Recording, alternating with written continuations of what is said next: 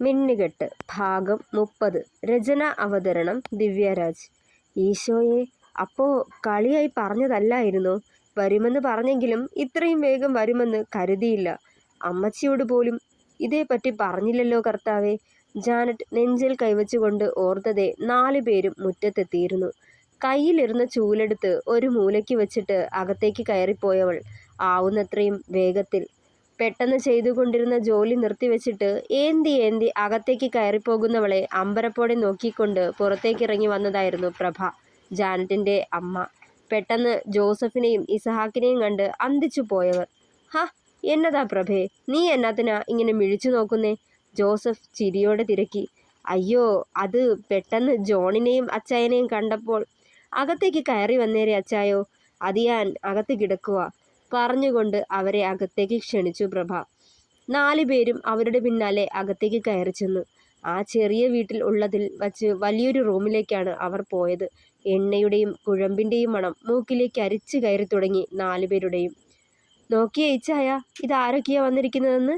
അച്ചായനും ജോണും പിന്നെ ജോണിന്റെ കൂട്ടുകാരന്മാരും. അവരെ ഒന്ന് നോക്കി ചിരിയോടെ പറഞ്ഞുകൊണ്ട് ലാസറിനെ ഉയർത്തി കട്ടിലിന്റെ ഭാഗത്തേക്ക് ചരിച്ചിരുത്തി പ്രഭ. അവിടെയുണ്ടായിരുന്ന ഒരു ചെറിയ ബെഞ്ചിൽ തന്നെ 4 പേരും ഇരുന്നു. നിങ്ങളിരിക്കെ, ഞാൻ പോയി ചായ എടുക്കാം തിടുക്കത്തിൽ പറഞ്ഞുകൊണ്ട് പോവാൻ തുടങ്ങിയതും പ്രഭേ, ചായ ജാനറ്റിനോട് കൊണ്ടുവരാൻ പറഞ്ഞിട്ട് നീ വേഗം വന്നേരെ, ഞങ്ങൾക്ക് കുറച്ച് സംസാരിക്കാനുണ്ട്. ജോസഫ് അത് പറയുമ്പോൾ നെറ്റി ചുളിച്ചുകൊണ്ട് അയാളെ നോക്കിയവർ. എന്നിട്ട് അതേ എന്ന് തലയാട്ടിക്കൊണ്ട് അടുക്കളയിലേക്ക് നടന്നു. വേഗം വേണം, ജോസഫ് വിളിച്ചു പറഞ്ഞു. പുഞ്ചിരിയോടെ തലയാട്ടിക്കൊണ്ട് അവർ മുന്നോട്ട് പോയി. പ്രഭ അടുക്കളയിലെത്തുമ്പോൾ ജാനറ്റ് ചായയ്ക്ക് വെള്ളം വെച്ചിരുന്നു. ആ, നീ ചായയ്ക്ക് വെള്ളം വെച്ചല്ലയോ പെണ്ണേ? ദേ, തിളച്ചു കഴിയുമ്പോൾ 5 പേർക്കുള്ള ചായയുമായി അപ്പൻ്റെ മുറിയിലേക്ക് വരണേ. അവരൊക്കെ അവിടെ ഇരിക്കുക, എന്തെങ്കിലും വിശേഷമുണ്ടോ ആവോ പറഞ്ഞുകൊണ്ട് അവർ പിന്നെയും തിരികെ പോയി. ഈശോയെ, ഇതിപ്പോൾ എന്താവുമോ എന്തോ കൈമലർത്തിക്കൊണ്ട് ആധിയോടെ പറഞ്ഞു ജാനറ്റ്. ലാസറേ, ഇനി എന്നാ വൈദ്യരെ കാണാൻ പോവേണ്ടത്? അടുത്തയാഴ്ച അച്ചായ. അടുത്തയാഴ്ച പോകുമ്പോൾ ഞാനൂടി വരാം. മുട്ടിനൊക്കെ നല്ല വേദനയാ. പണ്ടത്തെ പോലെ കുറച്ചു ദൂരം കൂടി നടക്കാൻ പറ്റുന്നില്ല. എനിക്കും അയാളുടെ കയ്യിൽ നിന്ന് മരുന്ന് വാങ്ങണം. നല്ല കൈപുണ്യമുള്ളയാളാണെന്നാ കേട്ടത്. ജോസഫ് അത് പറയുമ്പോൾ ചെറുചിരിയോടെ തലയാട്ടി ലാസർ. ഈ സമയം പ്രഭ അവിടേക്ക് വന്നു. ആ പ്രഭേ, നീ ഇവിടെ ഇരുന്നേ. നിന്നോടും ലാസറിനോടും കൂടി ഒരു പ്രധാനപ്പെട്ട കാര്യം സംസാരിക്കാനാ ഞങ്ങൾ വന്നത് പറഞ്ഞുകൊണ്ട് ബദ്രിയുടെ തോളിൽ തട്ടിക്കൊണ്ട് ജോസഫ്. പ്രഭയും ലാസറും പരസ്പരം മുഖത്തോട് മുഖം നോക്കി. ലാസറേ, ജാനറ്റിന്റെ കാര്യം പറയാനാ ഞങ്ങൾ വന്നത്. അവളുടെ ബന്ധം തീർത്ത സ്ഥിതിക്ക് അവൾക്ക് നല്ലൊരു ചെറുക്കനെ നോക്കണ്ടേ നമുക്ക്? ചിരിയോടെ ചോദിച്ചതും 2 പേരുടെയും മുഖം മങ്ങി. എന്നാ പറ്റി 2 പേർക്കും? ദണ്ണമായോ ഞാൻ ചോദിച്ചത്? അത് അച്ചായ, ഇത്ര പെട്ടെന്ന് വേണ്ടാന്നാ മോള് പറയുന്നത്. ഞങ്ങൾ ഇതേപ്പറ്റി അവളോട് ചോദിച്ചതാ. ഭാര്യ മരിച്ച് 2 മുതിർന്ന കുട്ടികളുള്ള ഒരു 2ാം കെട്ടുകാരൻ്റെ ആലോചന വന്നതാ. അന്നേരം മോള് പിടിതന്നില്ല. അതാ അച്ചായോ, പ്രഭ പറയുന്നുണ്ടായിരുന്നു. ഈ സമയം എബി ബദ്രിയെ ഒന്ന് പാളി നോക്കി. കയ്യിന്ന് പോയോടാ. ചുണ്ടനക്കിയതും അവനെ കൂർപ്പിച്ചു നോക്കി ബദ്രി. ഇനിയും അവളേക്കാൾ ഒത്തിരി പ്രായം ചെന്നവന്മാരെ എടുത്ത് അവളുടെ തോളിൽ വയ്ക്കല്ലേ പ്രഭേ. മോള് ഒത്തിരി അനുഭവിച്ചതല്ലയോ. അവൾക്കാണേൽ അത്രയ്ക്ക് പ്രായമൊന്നുമില്ലല്ലോ. 23 വയസ്സല്ലേ ആയുള്ളൂ.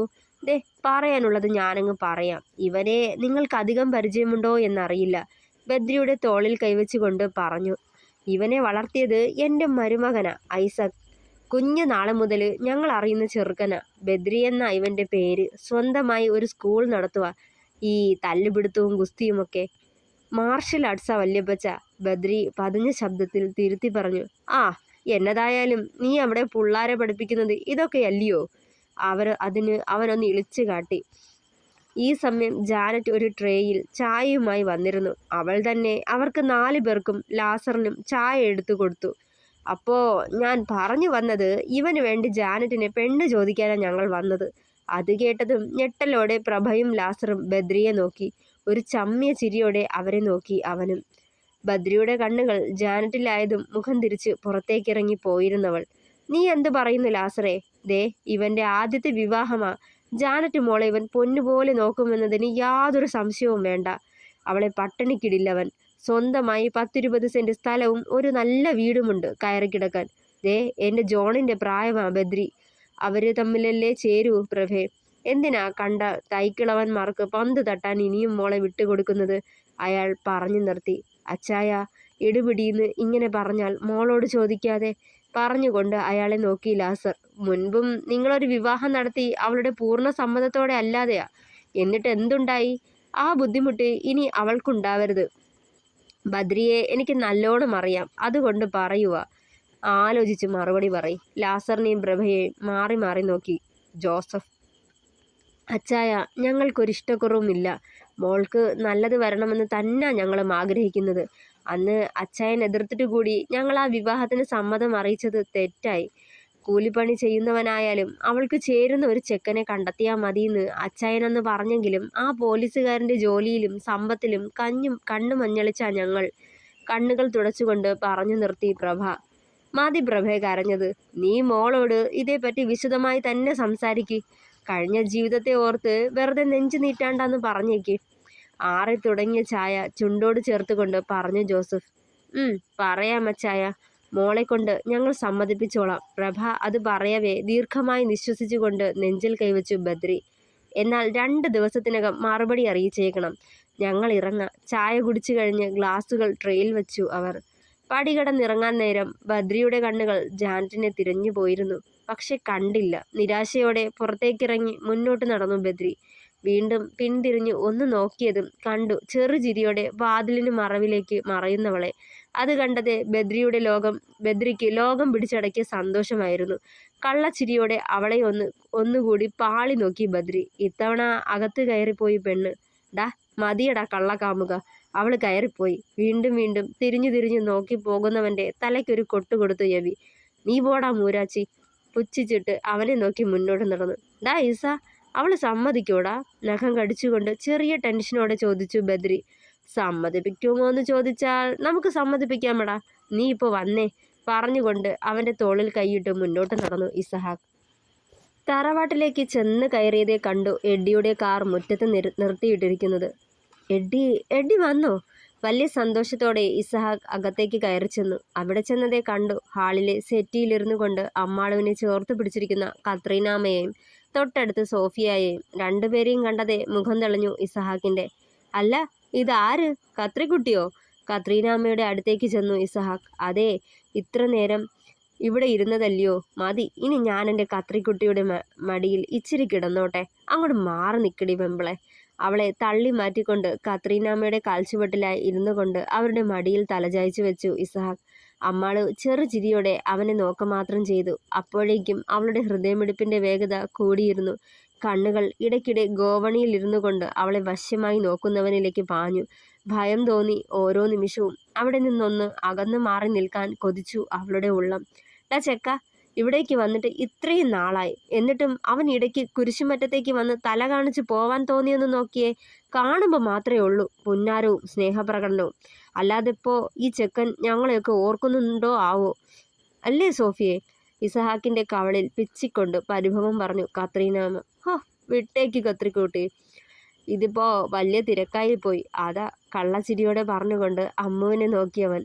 പരിങ്ങലോടെ ഒരു പുഞ്ചിരി വരുത്താൻ ശ്രമിച്ചു അവൾ.